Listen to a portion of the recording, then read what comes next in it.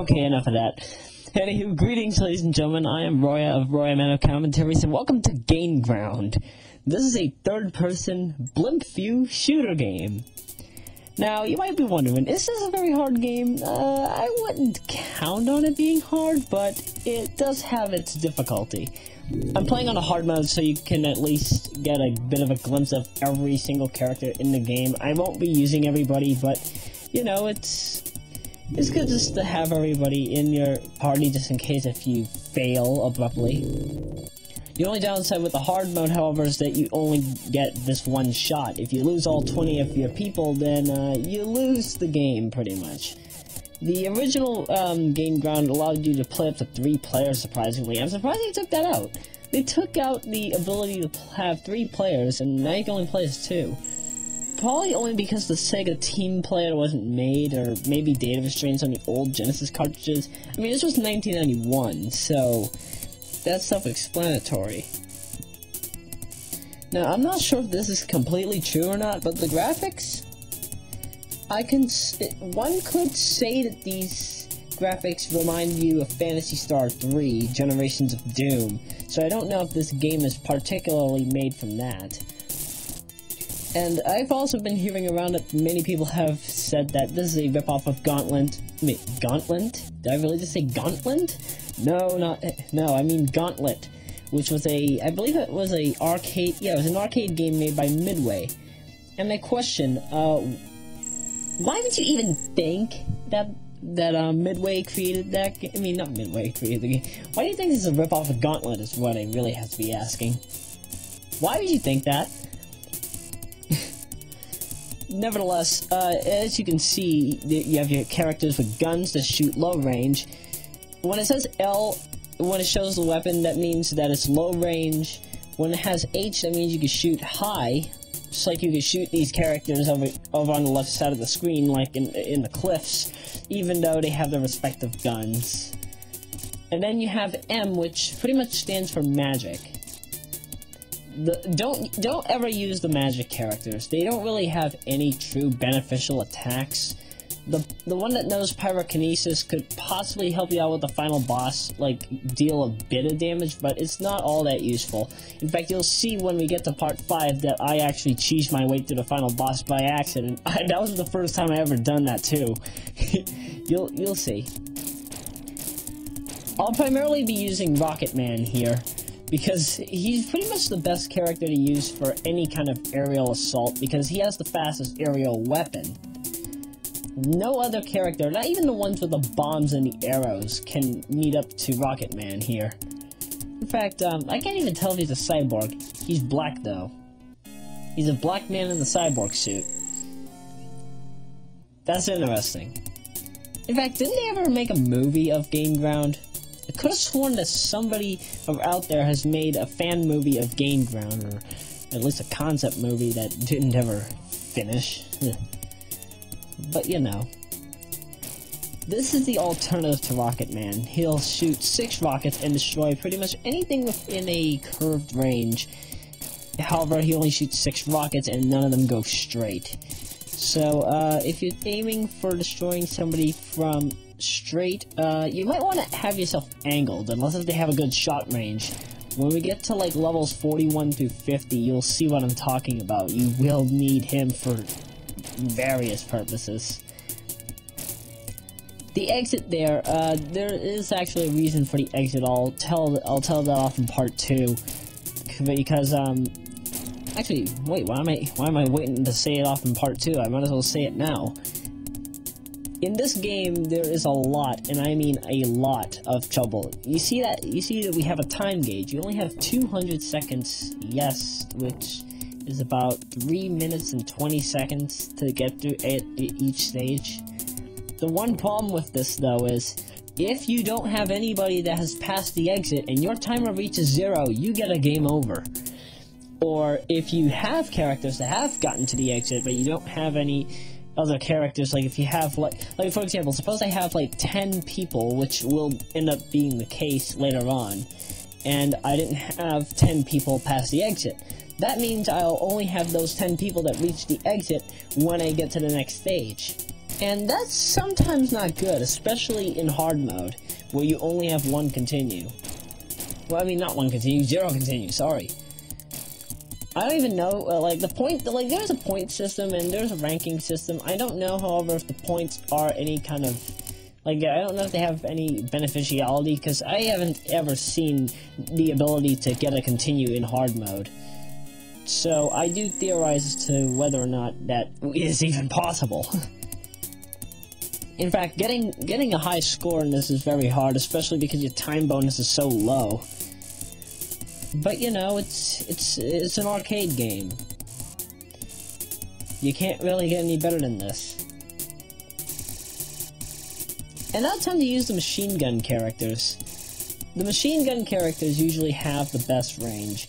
Now if you're wondering how to use these special shots, B is to use your normal shot, and A and C are to use your special shot. So it's basically like Vector Man in that sense, in which A and C would be jump and B would be shoot, but basically you would get the point. So normal shot and alternate shot, it's a simple control scheme. One thing I don't like though about this game is probably the physics, because like you see these aerial characters here that are shooting arrows at me. You have to be pixel perfect to avoid these shots if you're going to be shooting them from a very close range. Because there have been many times where I have died to these folk, and it's not fun. Also, you can really cheese your way through some of these parts of the stage if you just stay on the side. I've been noticing this because, like, if you clip, well, you can't clip through walls, but if you clip through, like, a side of the wall where you can, like, constantly be shooting at your enemies, then you are in control of this game. You are gaining ground. Quote the, what is it? I remember, yeah, Sonic and Sega All-Stars Racing had a trophy called Gaining Ground. And, yeah, that's pretty much what this is. You're gaining territory. You know, I question, if you're gaining ground in a game called Gain Ground, then what's the point, right? That's why we had Monopoly. Monopoly helped us gain ground, right? Didn't it? Didn't Monopoly help us gain ground? Me making Monopoly references in the middle of a Gain Ground commentary.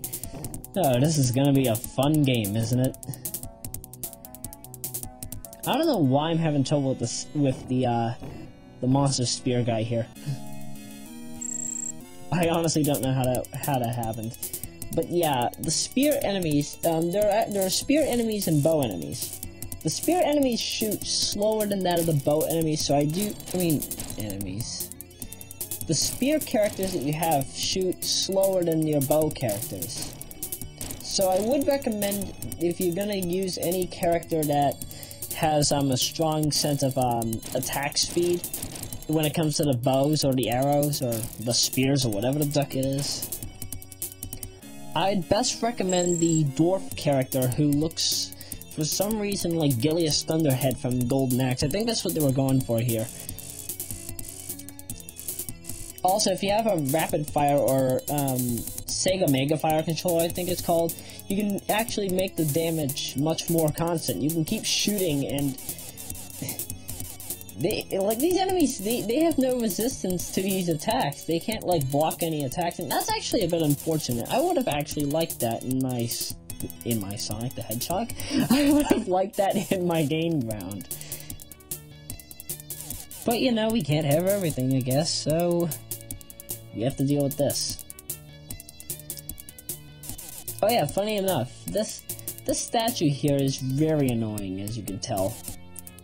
I have to constantly be avoiding these fireballs if I go upward, but the funny thing is, if you are way too far for this beast enemy to attack, because apparently he's chained up to a statue or something, yeah, some kind of a statue post or whatever the duck its name is, you can really cheese your way out of the battle.